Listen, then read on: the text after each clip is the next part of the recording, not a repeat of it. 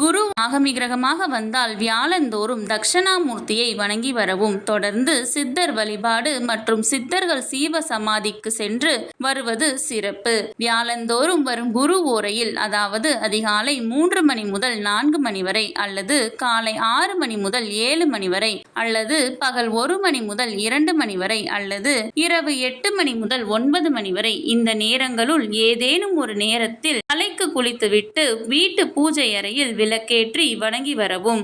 மேலும் குருவின் நட்சத்திரங்களான புனர்பூசம், விசாகம், பூரட்டாதி ஆகிய நட்சத்திரங்கள் வரும் நாட்களில் அருகில் உள்ள பெருமாள் கோவிலில் உள்ள தட்சணாமூர்த்தியை வணங்கி வரவும். இந்த அனைத்து விதமான வழிபாடுகளின் போதும் முல்லை மலர் மாலை சாற்றி கொண்டை கடலை நைவேத்தியமாக படைத்து வழிபடுவது மிக மிக சிறப்பு. இந்த வழிபாடுகளை தொடர்ந்து செய்து வர குரு பகவானின் அருளால் வாழ்வில் சுபிக்ஷம் உண்டாகும்.